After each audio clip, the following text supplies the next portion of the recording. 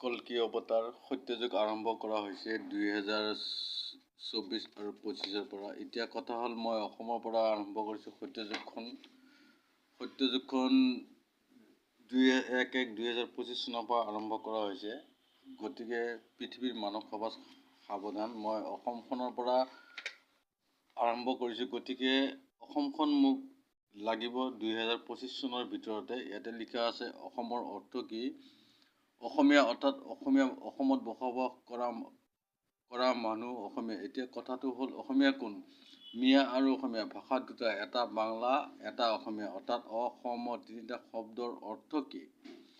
ইয়াতে লিখা আছে মানে হ'ল অক্ষয় মন্ত্ৰী। ঢেকীয়াখোৱা নামঘৰত মহাপুৰুষ শংকৰদেৱৰ দিনৰ পৰা জ্বলিয়ে আছে। মানে হ'ল সত্ৰবোৰ শদিয়াৰ পৰা কোচবিহাৰলৈ। বাস্তৱত পৃথিৱীত বৰ্তমান আছে অসমত। মানে হ'ল মহাপুৰুষীয়া ৰাজ্য। অসমৰ সকলো মানে মহাপুৰুষীয়া ৰাজ্য বুলি আমাৰ অসমৰ লগতে গোটেই পৃথিৱীৰ মানৱ সমাজে জানে। শংকৰদেৱৰ আজান ফকীৰৰ ৰাজ্য বুলি।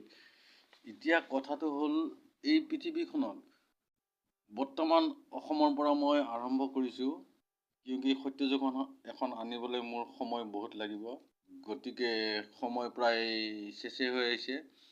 এই বছৰৰ ভিতৰত মই সত্যযুগখন যেনেকৈ হ'লেও মই পৃথিৱীত বিৰাজমান কৰিম, অৰ্থাৎ অসমৰ পৰা। সেইটো কাৰণে সাৱধান পৃথিৱীৰ মানৱ সমাজ। মই অসমৰ বিষয়ে কৈ গ'লোঁ।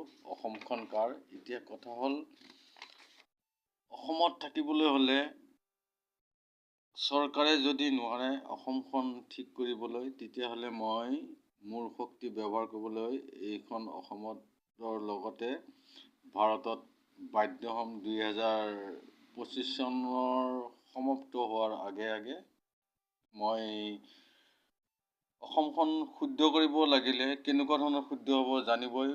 অৰ্থাৎ মোৰ লগত এতিয়া পথ দুটাই আছে।